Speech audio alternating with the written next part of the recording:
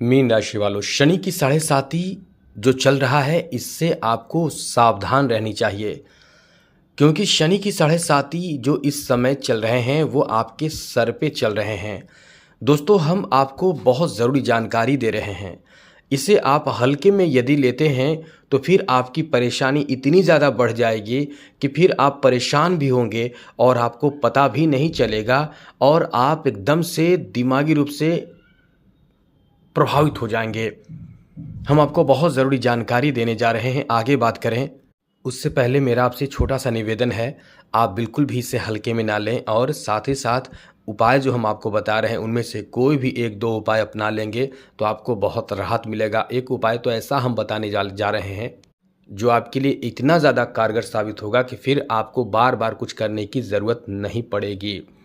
तो विस्तार से हम बताने जा रहे हैं, आगे विस्तार से चर्चा करेंगे। लेकिन हाँ, ये भी कहेंगे बिल्कुल भी भयभीत ना हो, क्योंकि शनि की साढ़े साती हर 30 वर्ष में एक बार किसी भी इंसान के जीवन में आता है। तो आप समझ सकते हैं कि किसी इंसान के जीवन में शनि की साढ़े साती, जो इंसान 60 वर्ष का हो, 70 वर्ष का हो, 80 वर्ष का हो, उसके जीवन में कितने बार शनि की साढ़े साती आया होगा। तो क्या वो बर्बाद हो गया?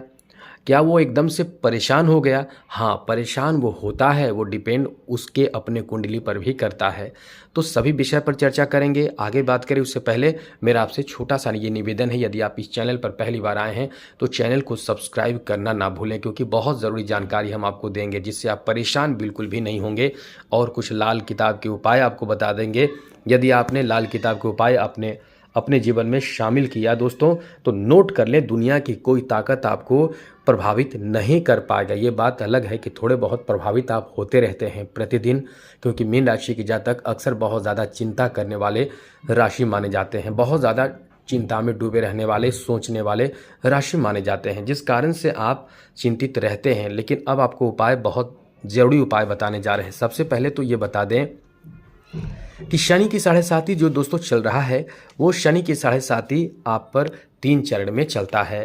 पहला जो चरण है वो शनि की साढ़े साती का अभी चल रहा है, और ये जो शनि की साढ़े साती का पहला चरण है, इससे आपके जीवन पर कैसा प्रभाव पड़ेगा दोस्तों। सबसे पहले ये आपके मस्तक पर यानी सर पे बैठा है।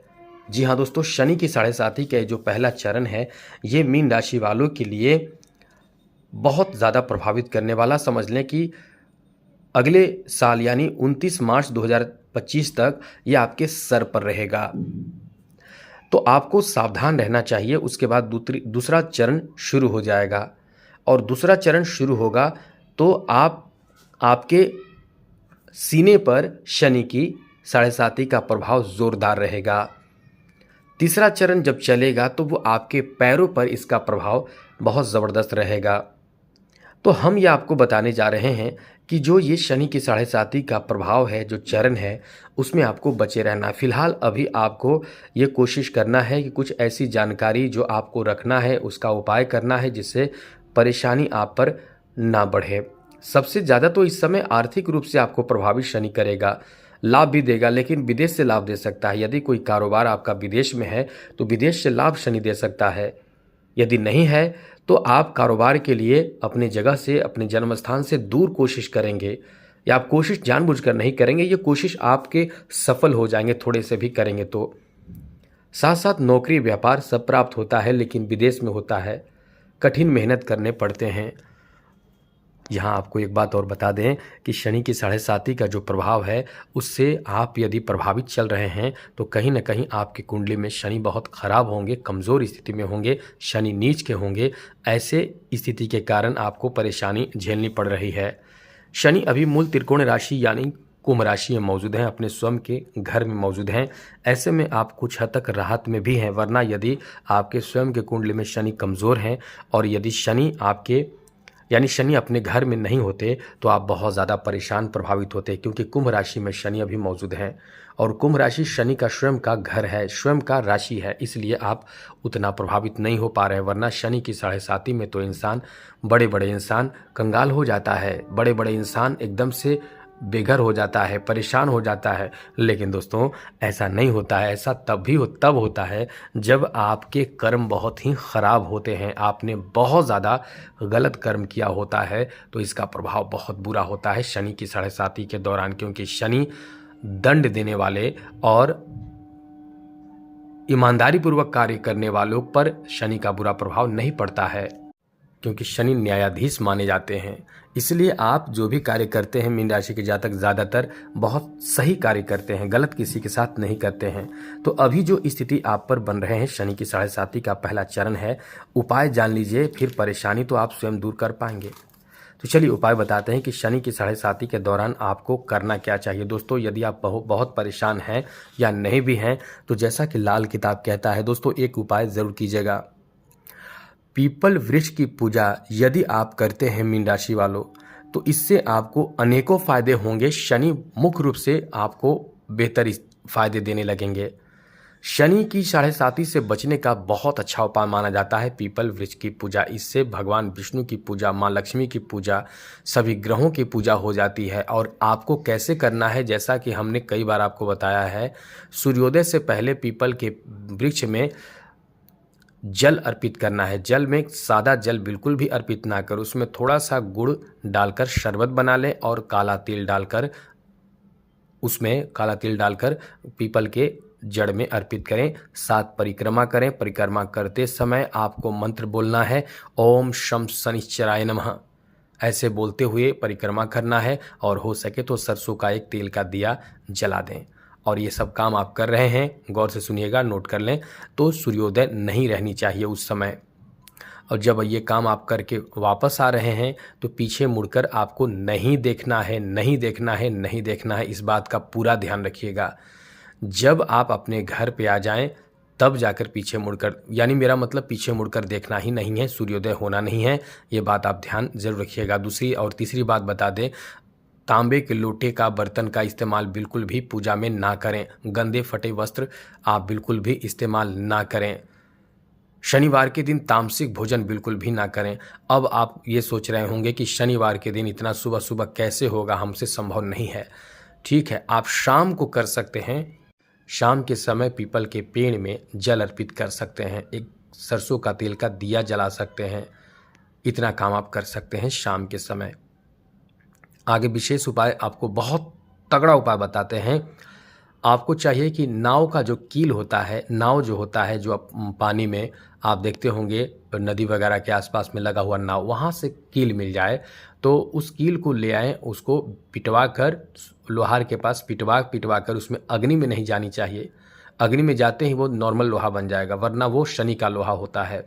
क्योंकि लोहा का संबंध शनि से होता है और शनि रुकावट उत्पन्न करने वाले, धीरे धीरे चलने वाले ग्रह माने जाते हैं। और शनि का संबंध नाव में लगे कील का, यानी नाव का जो कील है, उससे शनि का बहुत अच्छा संबंध है, जिसका प्रभाव इतना बेहतर, इतना तगड़ा होता है कि ये आपके जीवन की ही दशा को बदल देता है।